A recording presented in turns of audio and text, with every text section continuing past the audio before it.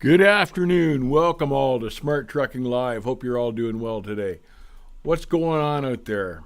We'll wait for a few more people to join us, but I've got some stuff on my chest. I got to get it off my chest. I always feel better after I do that. So today's live stream will be about stuff like that, stuff that's wrong, stuff that's still wrong after all these years, stuff we can fix. How do we fix it? Just all sorts of issues.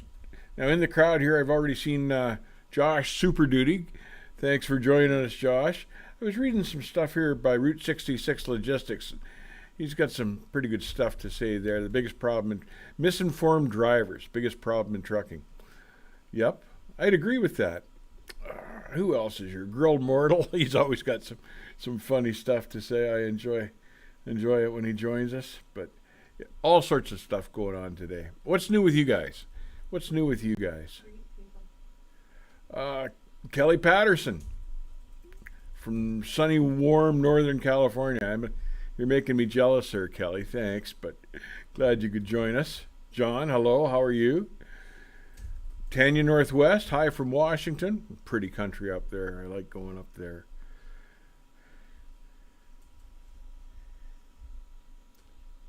Huh. One thing for sure is the utter lack of privacy with the onboard cameras. Bradley Mayberry says that. Yeah, there's some issues, but nothing. You know, I love the drive. I love trucking as a career. It's other people that are kind of ruining the trucking industry. It's not the drivers. It's the bureaucrats and the rule makers and the ATA and the FMCSA and guys like that. But the job itself is a really good job, but it's just got some issues. It's always got issues, but most of them aren't of our own making. So let's get into this. Now, have you noticed the latest deal from the FBI about the ELD, the electronic logging devices? Turns out, and all sorts of people were onto this before they mandated the ELD, but all sorts of people said, no, there'll be a way that the cyber hackers can get into these systems. Well, now the FBI is confirming that. They're saying these ELDs are not foolproof. They're not hacker-proof. So what they're saying is not only can hackers get into the ELDs and make the motor do things that you don't want the motor to do, these hacks now can move laterally through the ELD system back into the carrier into the carrier's base and sort through private information about the employees, banking information about the employees. Hackers can now access all of that just from targeting a truck's ELD system. They can make the truck speed up. They can make the truck slow down. The possibilities are endless because these devices are not secure devices. Lots of people said that before they mandated them. Now, after they've been mandated, now the FBI is saying, look at this. So what's the solution to this? Do we go back to pre-ELOG days? You don't know. The FBI is saying this is a real problem. What do you guys think about that? They're saying it's a national security issue. And when the FBI stands up and says something like that, you got to worry. You should worry. Comments. Love to hear from you guys. Maybe some of you guys were saying, yep, I knew that all along. I was afraid of what they would do to my motor. I never thought of it being a security issue nationally. But so there's a mess right there. What else do I want to rant about? We heard lots about the broker transparency. Where's that? Nothing's happened with that. Who's taking care of that? All sorts of things I could go on and go. Driver retention. Edward Atarian talking about driver retention. Yep, that's still a huge problem in our industry. Have any of you people seen the legal battle going on between CRST and Trans Am? And what CRST is claiming is that Trans Am is stealing their new drivers. But I've got some issues with that. If CRT were paying their new guys well and treating them well, they wouldn't be jumping ship in the first place. So the court has looked at CRST, and part of the problem is when a new driver hires on, they train the driver, and the cost to the driver is $6,500, and CRST takes that out of the driver's wages, and they take them to court if the driver leaves to get those wages back, the $6,500 training cost.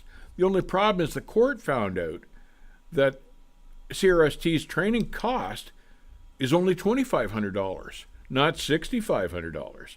So there's CRST dinging their brand new guys for $4,000 more in profit, and I don't need, and charging them 18% interest on top of that.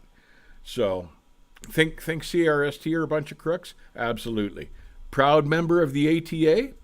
Absolutely. It's just, it's why would you make the industry that dirty? There's no need. They're just trying to soak the new guys.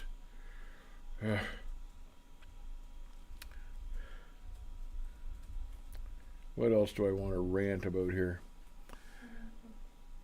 You see the death rate with truck drivers has just soared in the last couple of years, up about 42% in the last number of years. And these ELDs were supposed to prevent that. They were supposed to be a safety tool. They were supposed to stop accidents and lower the accident rate. Instead, they're up. And why is that? It's not the fault of the device itself. The device itself works fine. It's a good way to keep track of your hours.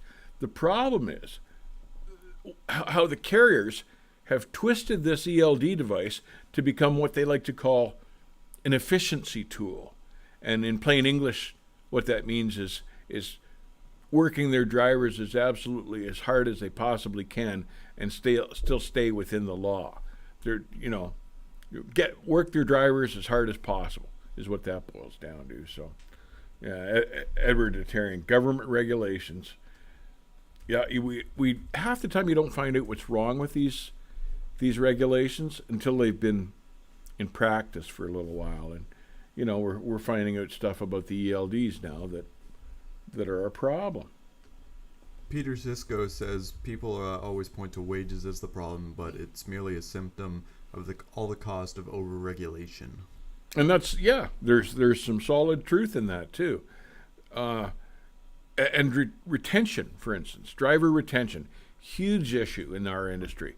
But if they would just keep their good drivers and pay them really well. Like top truck drivers these days should be making six-figure salaries.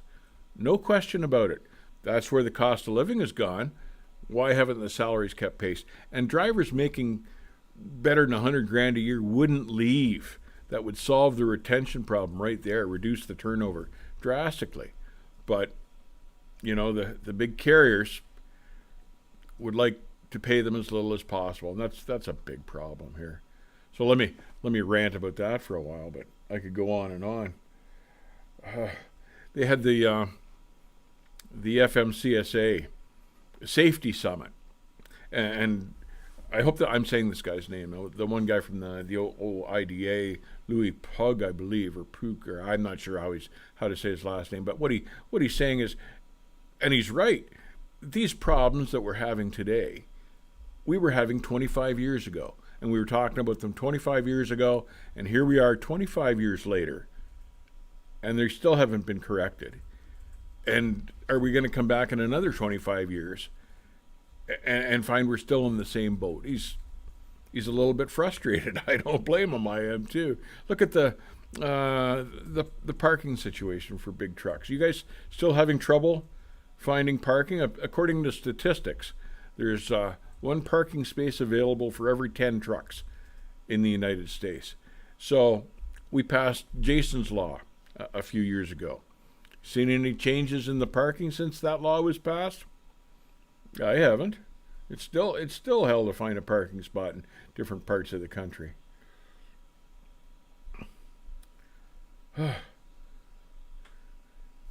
read the comment about parking. After 6, no parking. Yeah, after 6 o'clock, no parking, especially on the eastern seaboard. The eastern seaboard is a nightmare. If you're going to park, you've got to be landed by 4 or you're done. Here's a question. What are your thoughts on mirrorless tractors? I think that's crazy. Why would you rely on electronic technology when you've got an easy, simple fix mirror that works just fine? A guy pulls in behind you, he knocks off the mirror, you go into the truck stop, get another one and stick it back on, you're on your way. Knock off an electronic camera, imagine how hard that's going to be to change over. Taking the door panel apart and everything like that. I love new technology, but it's got to be idiot proof, and I can't see that as being idiot proof. Yeah, it reduces the imprint on the wind and your slide factor through the wind, but kind of an impractical solution. They're legal though. The FMCSA now has allowed that to become legal to do. Jay Ryder says, can carriers really afford to pay drivers $100K a year? My boss strongly disagrees with this. Oh, Now, here's you bet the carriers can afford to pay the good drivers that, because look at the money they're spending on all this electronic equipment. Look at the salaries they're paying themselves. Look at the cost of the equipment that they're buying. You don't need 1,000 trailers in your fleet. You need good drivers. You don't need to change tractors every 2 years. You need professional drivers. You don't need a CEO with a $4 million salary a year. You can spend that money on your drivers, and there's all sorts of CEOs making millions a year at these big mega carriers. they just like you to believe they can afford it. Yeah, that's right. They'd like you to believe they can't afford it. You bet they can afford it. It's just how they delegate their money, and it's greed. Who needs $4 million a year salary plus bonuses? Who needs that? Who needs to live on that kind of money? Nobody. I don't understand why you wouldn't share it with the people that are making the money for you and keeping your company successful. And you know what? If you're keeping the highway safe, isn't that worth something? Isn't it worth it to pay your guys a 6-digit salary and not be involved in lawsuits, for instance, and accidents? Werner alone paid out $42 million in accidents last year, in accident claims. $42 million. Don't you think you should have maybe spread that among your drivers and had better drivers and more safety and better training. Training is a huge problem. That's half the problem. They get all these guys in here and don't train them thoroughly. They just kick them out and put them behind the wheel. Then they've got driver trainers with 2 and 3 months experience who don't know whether they're punched or bored, and they're training other guys to be the same. There's issues. There's issues, but they're solvable. They're solvable. Jonathan Mestral, good afternoon. Good to see you in the chat. Thank you for the $5 of generosity. He says, my load shifted and it might be rejected. Four-wheeler cut him off. Let's see if he can find parking after all is said and done. Wow. Well, you're lucky the truck didn't roll. That's not good when the load shifts like that. But yeah, it happens. Somebody cuts you off. I'm glad it wasn't worse than what it was. Terry J. The government in Canada has allowed through legislation trucking companies to manipulate owner-operators and classify them as independent operators when they're really just an employee. Oh, there's all sorts of problems that way too. Like, look at what California's going through. It's a mess. There's another mess with no need to it. You know, it's just I could go on and about AB5 and classification, and you know, in London, like Terry, Revenue Canada will sort that out for them. They'll figure out who's an employee and who's not. And in California, it's turning into a bigger kettle of fish, and no need for it. But you know, there's always somebody that's got to create a problem where no problem existed before. Now, Man Minder says, it sounds socialist to tell someone how much they need. Don't get me wrong, I want to make more money as an owner-operator in Canada, but that argument won't win any votes. No, and you know, here we are, bureaucrats in politics. That's right. It's got nothing to do with safety or anything else. It's all got to do with votes and money. And that's the problem. And it's if we had less governance and regulation, it would be a better industry. And I think the trucking industry needs to start moving in that direction. And the way it starts moving in that direction is just by drivers putting their feet down and going, well, no, I can see this as an unsafe situation. I know the ELD says I'm ready at 2 a.m., but I'm not. Or the owner-operators turning down cheap loads if they're on percentage or something like that. Just common sense. But you've got to get away from the bureaucrats and the mega carriers that abuse your paycheck.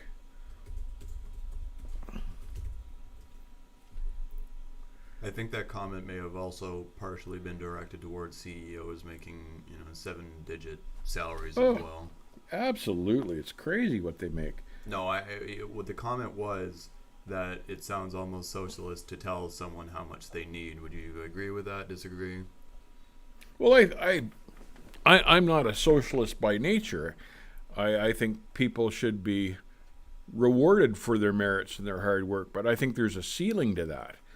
I think it's not even practical to make that kind of money when the people that work for you are starving to death. And this isn't about communism or anything like that. This is just about being fair with your people, treating your people well. It's not communist. No, it's compensating your people. You're compensating. There's the word I need. Compensating your people fairly. Good evening from Brazil, Igor. Wow. Igor, how are you? ELD is evil, worse than DEF, grilled mortal. You know, they're a good tool for tracking your hours, just so you wouldn't get in trouble with the DOT.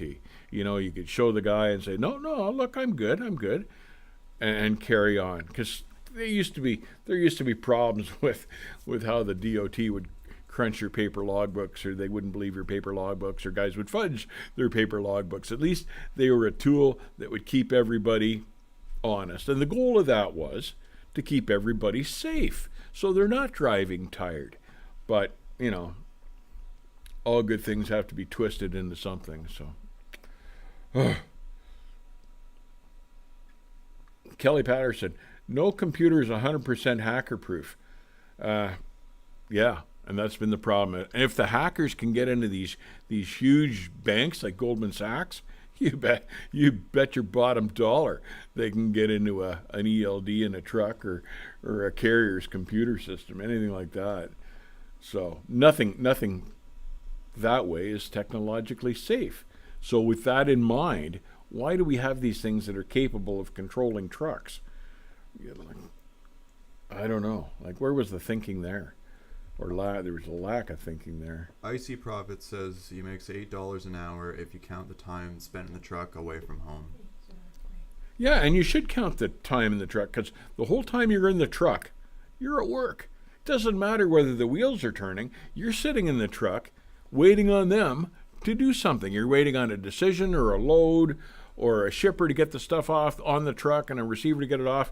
You're at work, and it's not right, this pay per mile system, which you should be paid by the hour. Another favorite topic of mine. And that's one of the ways that big carriers make money off their drivers. You just only pay them when they're moving.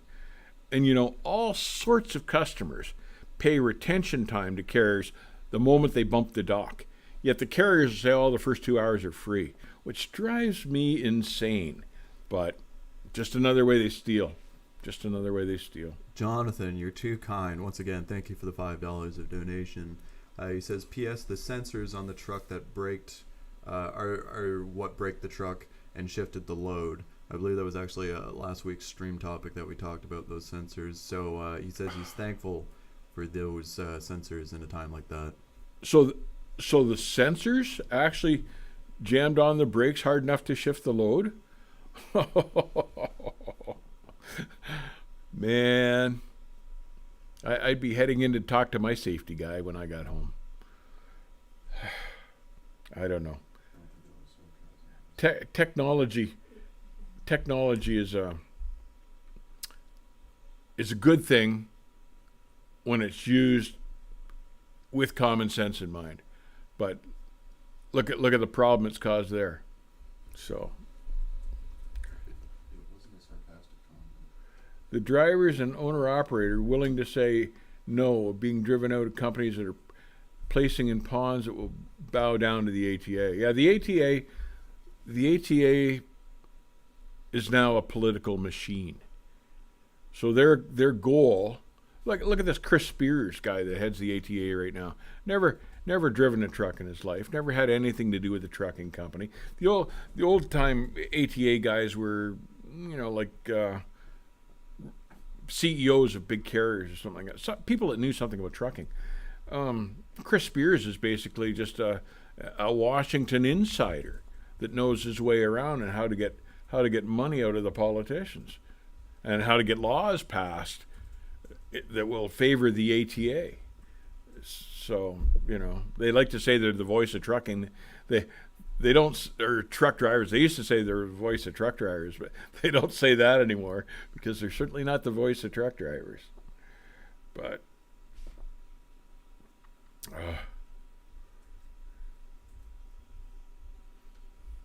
as long as there are too many drivers and too few seats, too many trucks, and not enough freight, salaries and rates will always be at the bottom. Who said that? Roger Penske. Yeah, there is some truth to that. There's an overabundance of equipment a lot of the time. Now I see right now they're what they like to call it the capacity crunch, but I see right now the capacity crunch is fairly low, which means they're having trouble finding trucks, and this pandemic will have taken some guys off the road that are never going to come back because they've prioritized and said, hey, I need to be home with my family more than I need to be out here getting sick on the road for pennies on the dollar. So a lot of guys now will have left that industry. So it's narrowed down the number of drivers available, and that's probably a good thing. And maybe the rates will start to go up. Rates always go up when there's a capacity crunch, so that's a good thing. Trucker Henry says his carrier says the first 3 hours are free, but the carrier doesn't want to pay the driver. Yeah, that's all it is. The carrier doesn't want to pay the driver. Did you hear what he said? His first 3 hours are free. Yes, yeah. It's just, that's criminal. Most carriers it's the first 2 hours that are free, but there's one that's even longer. That's just criminal. No, I don't know. I know I don't know everything you know, but I think I'd leave a carrier like that. He's just taking advantage of you. But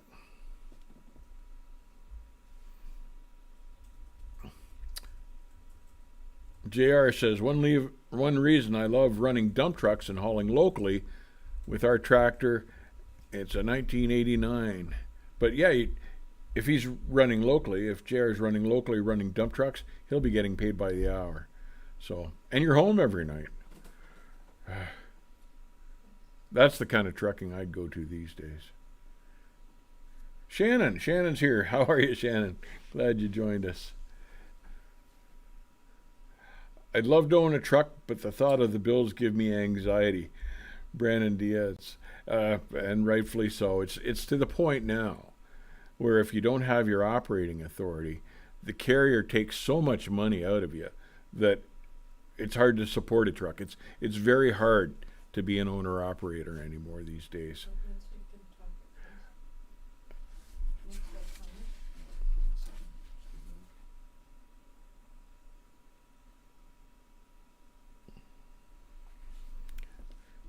Something else, and I'm back and forth on this issue, are the speed limiters. Now, I know lots of company trucks for big carriers have speed limiters set at 65.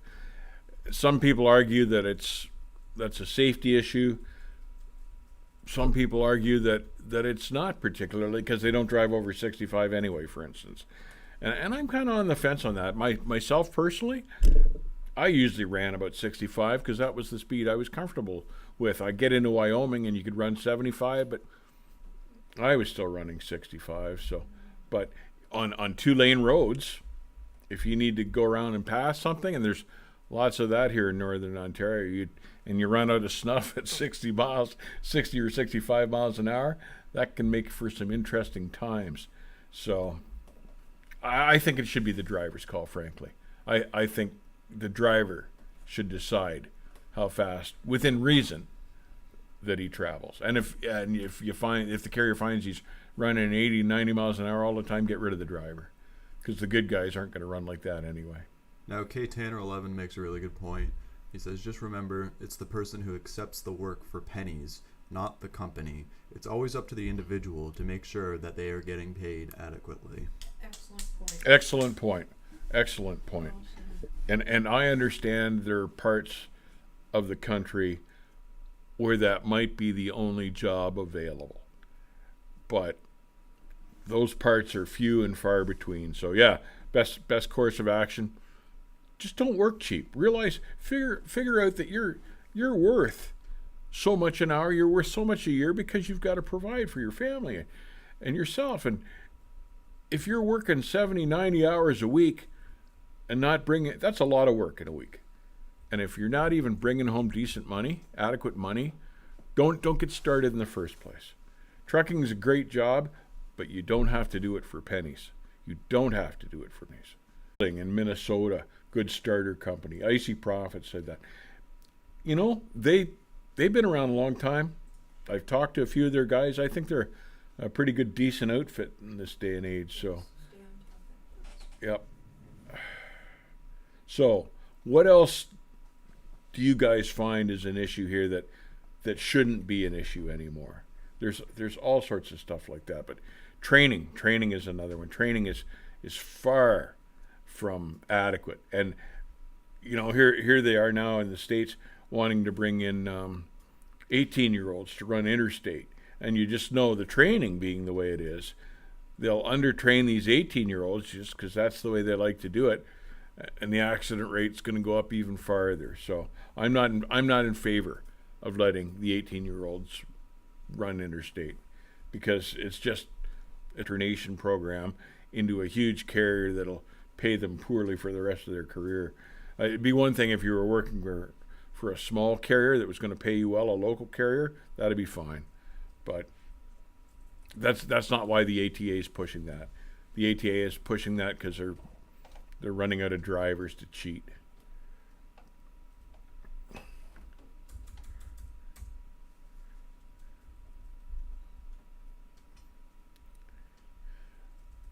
We get $95 an hour for a triaxle where I'm at. That's a little more like it. That's pretty good money.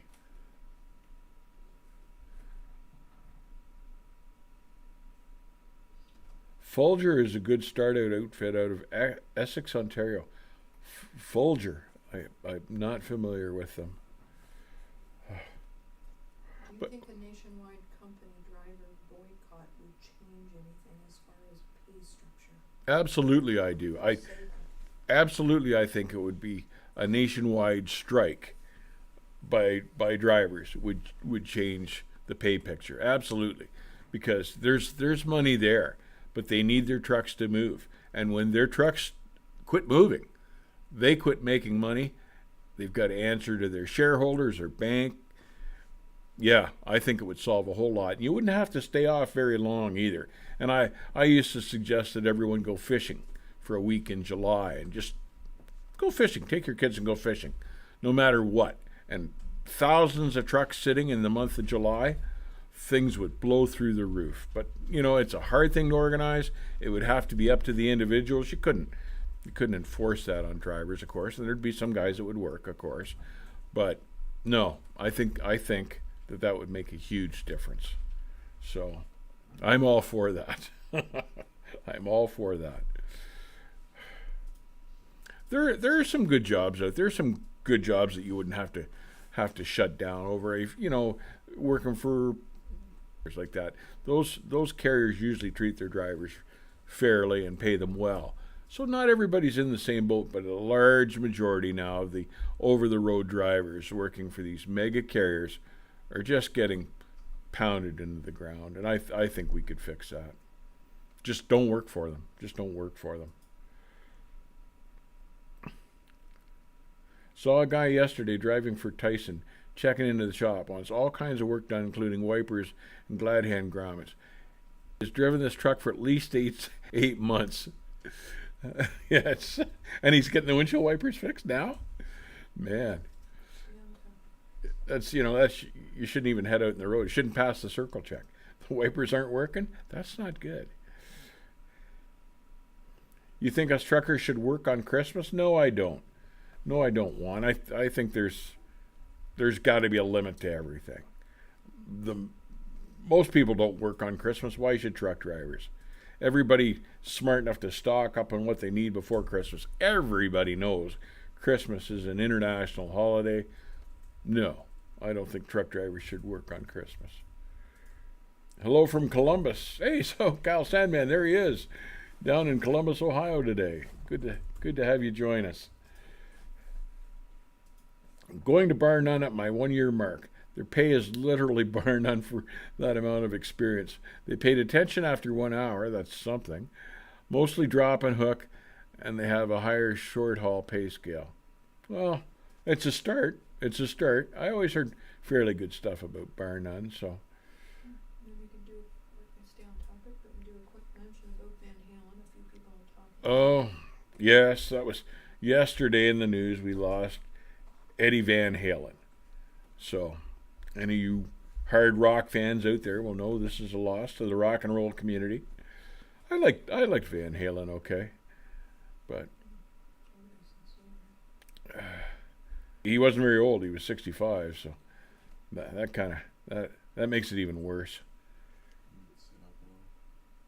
Sit straight. I'm saddened on the road when I see drivers on the road for things. Yeah, me too. Now, every once in a while you'll run into a guy that's making triple rate running through the holidays, and that's all right if his family doesn't mind. But yeah, it kind of hurts you, makes you feel sad for the guy out there through the holidays. They shouldn't have to run if they don't want to. SoCal Sandman loved Van Halen. He said, "Yeah, they're a loss." I just saw a picture of his kid there, Wolfgang.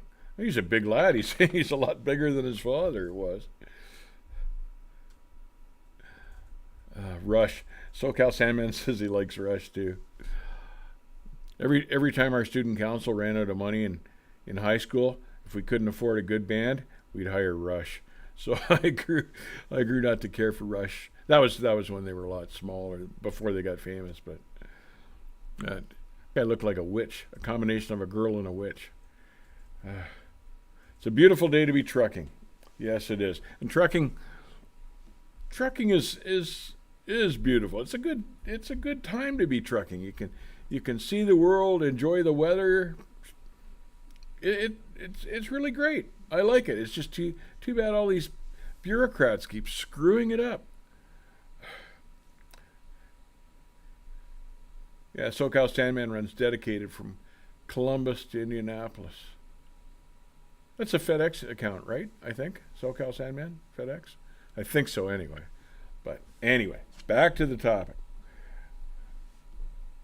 I was interested to see in this FMCSA safety summit how few truck drivers were actually included in the whole deal. Now, the guy from the OOIDA is an experienced trucker, but why haven't they listened to truck drivers for the past 20 or 30 years? The truck drivers know how to stay safe on the road.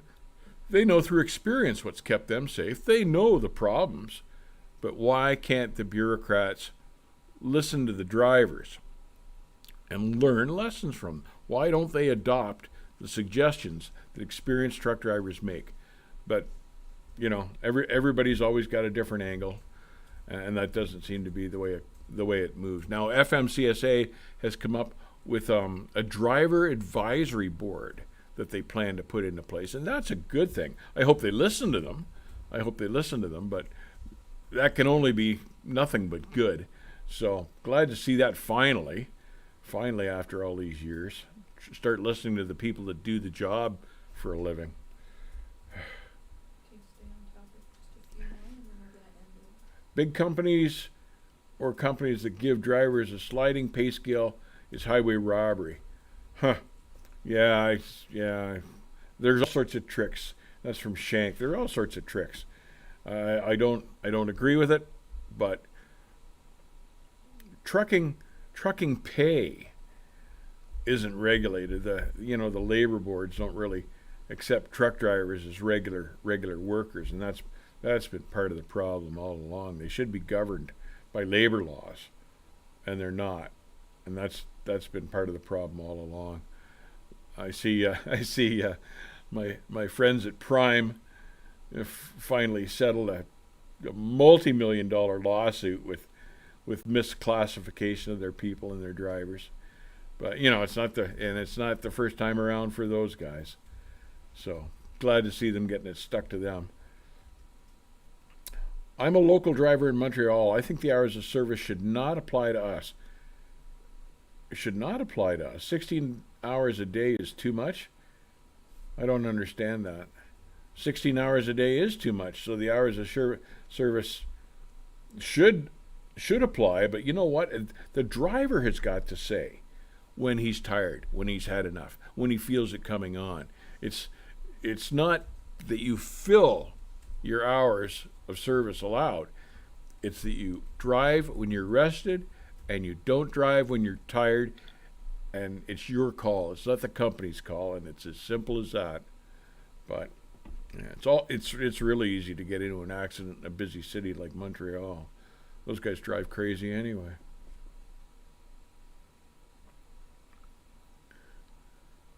SoCal Sandman, I'm on Forward Air's driver advisory board.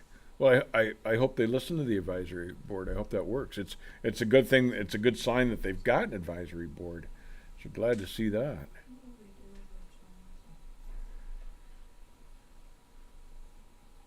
eventually? We meet with the president and CEO every quarter. That's a good thing, and you guys are a fair size outfit too. But communication with the boss, with the top people, absolutely crucial, I think. And these mega carriers are something else. Most of those mega carrier drivers wouldn't know their CEO if they passed him in the parking lot. He'd be the one driving the fancy car. Yeah, he'd be. Yeah, that's right. He'd be the one in the Mercedes, but or Porsche or whatever. Yeah. Jonathan, once again, thank you very much for the $5 donation. He says, when are they going to make brokers transparent with their numbers? Who knows how much these guys are really pinching? Well, and they've been scamming for years. They used to be reasonable to deal with, but no, it's out over the top. So the OOIDA suggested the other day that it may be to the point where they start taking the FMCSA to court for not watching the brokers, because that's part of their job, and they haven't been doing it, and it doesn't look like they've dove into it yet properly, even after Trump suggesting that it better be done. So it may end up in court. I hope it does, because the load brokers, some of them are okay, but a lot of them are just thieves, and that's got to stop. And what scares me too is there are more and more and more load brokers every day, and carriers now are not spending the money on their sales teams, so they're just picking off load boards. They're just picking off load boards to find freight. So it's already been cut into a couple times, price-wise, then they pass the loss on to their drivers, like just to keep the trucks moving. Like I remember FFE was noted as C.H. Robinson's Carrier of the Year a couple of years ago, which all that meant was FFE was getting all their freight from C.H. Robinson. So how good is that? Not very good at all. It was a joke. Margin says, my cousin is a broker, and he knows that they keep 17% of the load. Huh. Yeah. And, is that an honest 17%? Do they publicize that, or do they say they're keeping 10 and they take 17, or how does that work? That's the problem. And there should be a way to back check their claims that they're taking 17%, but you need an original invoice from the customer, and you try to get that out of a load broker. So it's when I started hauling produce, load brokers off the West Coast were taking 5%.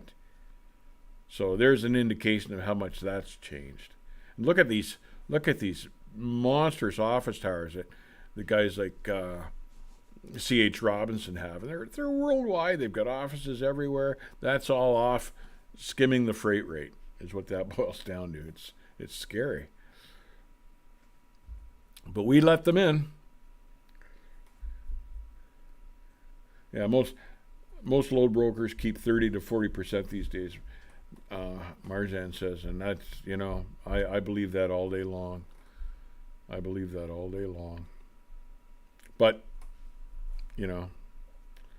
I wouldn't work for a carrier that was working for a load broker. And you know when your carrier is hooked in with a load broker, because they want you to report directly to the broker, or they have like a blind shipment or something like that. So you can tell if your carrier's working load broker freight.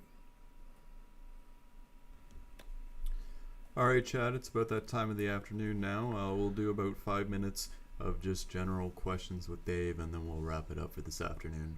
Quick questions, quick answers.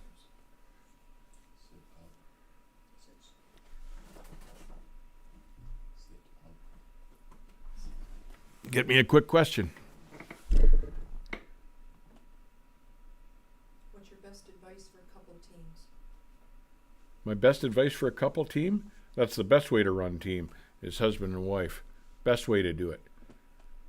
You know you're not going to put your spouse in danger by running tired.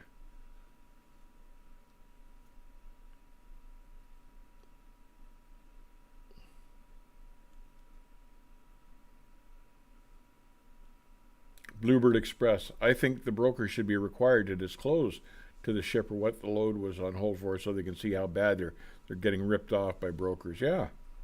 Yep. What I used to do to find customers is I would take a load broker that had cheated me or delayed, like paid me in 90 days or something like that, and I would back solicit the customer and get rid of the load broker. I did that a couple of times. Jeff Steves, what would you change in trucking? I would put more power in the hands of the drivers. Snake Man 9 asks, what is the best manual transmission? My favorite is the 18 speed. right Woody now. Bryan asked, how can he rig the Powerball? How can I rig the Powerball? I don't know, but when you figure it out, let me know. SoCal Sandman asks if you're retired or semi-retired. Right now, I'm retired. Right, I'm entertaining going back part-time doing some stuff, but right now I'm retired and quite enjoying it, frankly. Alfonso wants to know, what is better, broker or dispatch? As far as a job, I would say dispatch because right now they're making better money than the brokers and better hours. NDO asks, I'm a year driver and looking to get my own truck and trailer in the next 6 months. What obstacles are coming my way from the moment I get the truck? Man, I would.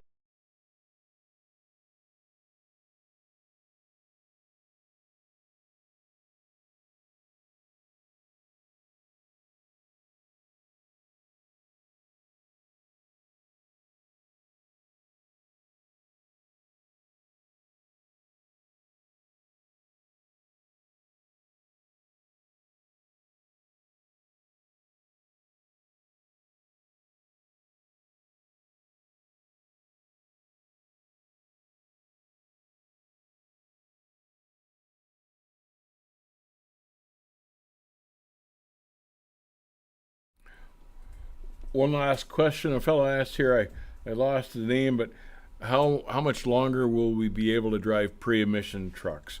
Well, that depends on where you are. In California, it's ending fairly soon, but it's not 2021. It's extended past that, but it'll be a while yet, so don't sweat it if you're not in California. Anyway, boys and girls, appreciate you joining us. Time to wrap it up. The Canadians are coming into their Thanksgiving weekend, so all you Canadian guys, have a good Thanksgiving. Thank you all for joining us. I love chatting with you guys. Take care, stay safe, keep the rubber side down, and we'll see you on the backhaul. Good night, everybody.